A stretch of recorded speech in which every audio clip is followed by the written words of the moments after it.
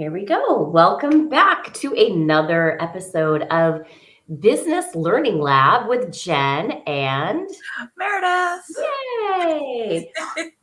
Well, Meredith, today we're talking about another business lesson learned the hard way, and that is not to hire out of desperation. And I know that in my first business, this was something I had to really learn.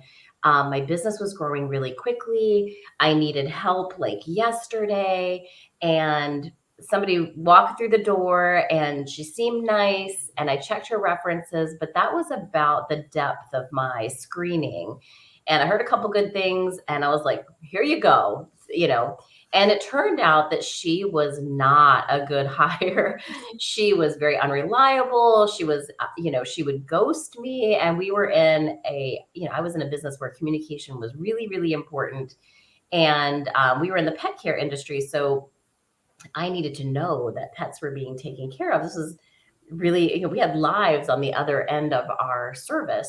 So that experience, in addition to giving me a lot of sleepless nights, really taught me that I had to slow down my hiring process, even if it meant slowing down my business in order to not detriment my business in the long term, like hurt my brand, hurt my reputation, Mhm. because your hires are representing your business, even if they're internal hires.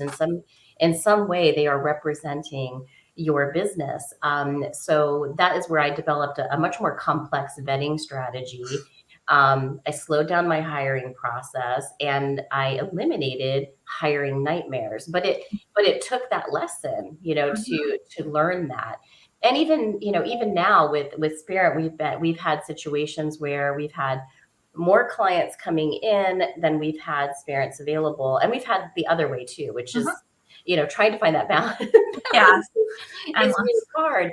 And you don't want to turn away business. And so you're like, how quickly can I process a new hire? But we're also like, no, we don't want to make a bad call on a hire because that's our reputation on at the end of that decision. So Exactly. And that's one of the lessons we learned early in our first year and a half, was that very lesson where we um, shortcutted some part of our vetting process or rushed it, or, whatever. And then almost always it ended up being not a perfect fit at the end of the day. Like every time we skipped a step, every time we sort of, or looked past a red flag, is also something we had to learn. We had to really train mhm, ourselves not to do, yeah, is actually recognizing that when we see a red flag, it's a real red flag. Trust our gut, pay yeah, attention to it, because every time we didn't, it was, oh, I'm sure it's not, I'm just overreacting.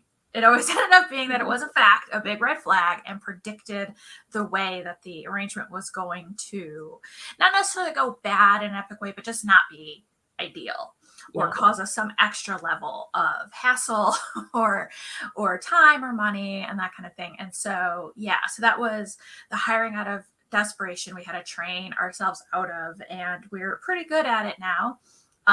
We have moments where, again, we have like more clients and spirits and we get that impulse, but we've learned we hold each other accountable, Yeah, it's not tough. And rush. then it's always trying to strike that balance of like bringing, taking the time to vet potential talent, but also not asking too much of them and their time and Mhm. slowing things down so much that you potentially lose good talent. Yes. So I think now we've got a pretty good balance, but I've seen, we're out there, we see things. I've seen companies being really demanding on applicants' time and Mhm. asking for days and days of their time and multiple interviews, and none of this is paid time.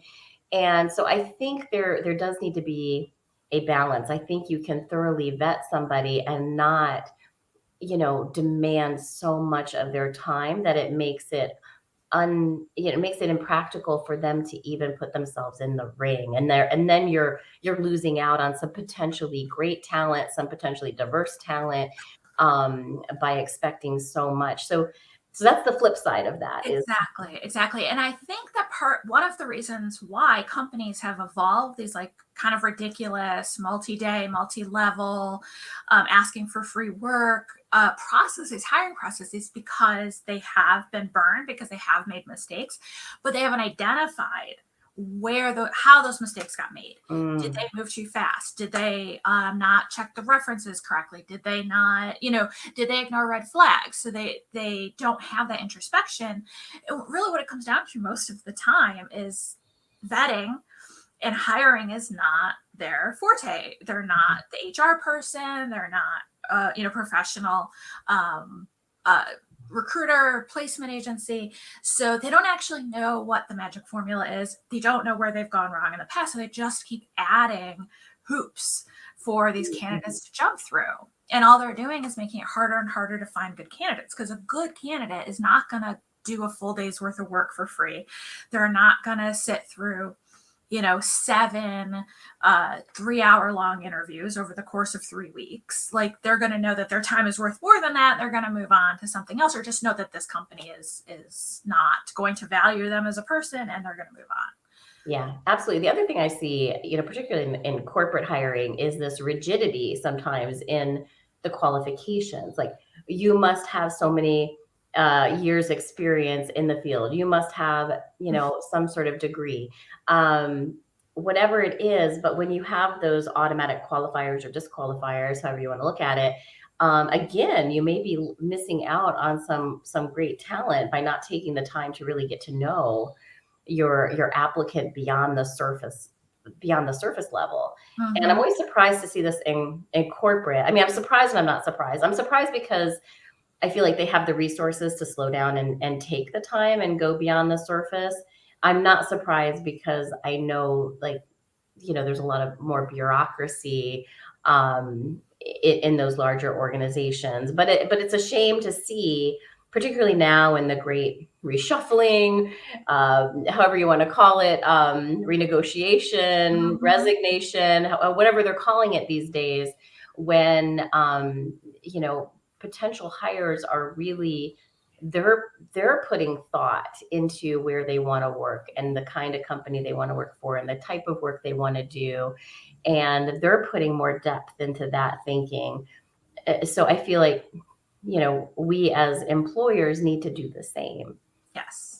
Yes, exactly, exactly. And again, recognizing that, just because you're a manager, or just because you're an expert in the field of your business, doesn't mean you are going to be an expert at hiring or vetting or being able to recognize a good fit. And so, to some extent, being willing to let other people intervene, whether it's someone else in your, HR people, or hiring an agency, because that is going to, I think, make a huge difference. And even if it's, you have to hire a company to come in and do it, it does save, I think it saves a lot of time and effort on the back end. But I'm obsessive about letting experts do what experts do. The I older I love get, the more further into business I get, the more I believe in that. Like, know Yeah, your zone of genius, and don't just let other people do their zone of genius where it complements yours. it is nice to get to that place. Okay, so that's a good lead into how can we avoid hiring out of desperation. So you mentioned one is to hire a company to, like ours, or some other agency that does that vetting for you, and then hands you a candidate on a silver platter, so to speak.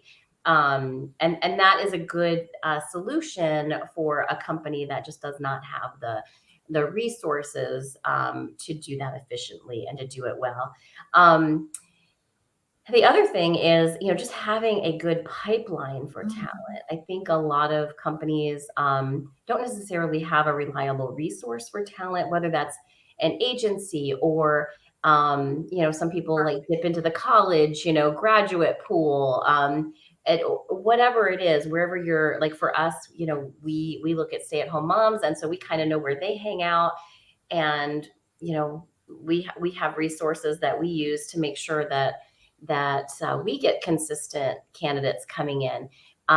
So it's really important to find that resource for your company. Where is your ideal talent Yes. coming from? Where are you finding them?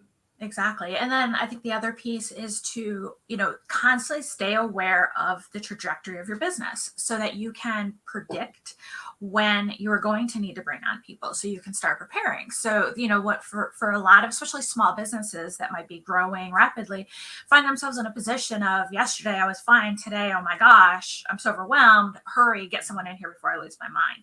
Yeah. And sometimes it can happen out of the blue, but most of the time, if you're really paying attention, if you're, have a CEO day practice, for example, which is our solution to most things, and you're taking that time weekly, monthly, quarterly to look forward, to project to see what's coming, you're going to be more likely to realize your growth trajectory, and be able to start the process of hiring someone, at least begin the process. And you may have to wait a little bit past, when it would have been ideal to have someone on board, just so that you are taking the time and doing the steps and not hiring out of desperation. Yeah, absolutely. I mean, the worst thing that can happen, one of the worst things that can happen is just a high turnover rate. So that is another thing that sort of happens when you hire out of desperation. You don't get that ideal candidate. You don't spend the time getting to know them. Therefore, they don't have the time to get to know you either. So it just might not be a good fit. It might not be a nightmare scenario, but it might not be a good fit all around. And then you find yourself just, you know, bouncing between, new hire after new hire because nobody stays very long. I was just talking to a business owner the other day and I asked her what is her biggest challenge, and it was turnover. And she could not. I asked her what is causing the turnover, and she couldn't quite identify the cause. And I thought, that's something you really need to find time to dig deep on, because Mhm. otherwise that's costing your company a lot of money. And it's not necessarily super obvious in the beginning, but over time, Mhm. it really is a costly endeavor to not have a stable talent pool that stays Absolutely. with you. Yeah. Absolutely. So, Yeah. all right. Well, we're just past the 10 minutes, which is always our goal, and getting more like 12. But I think that is it for us. Yeah, I think we wrapped it up. You may have Good hear job. that I have a cold, so Mhm. I feel like my voice is an octave deeper than it normally is. So I think Makes you sound very serious. I sound a little wiser than my years maybe. But thank you for joining us for another Business Learning Lab. We will be back next week with another hard-earned business lesson so that you don't have to learn the hard way like we did. Bye.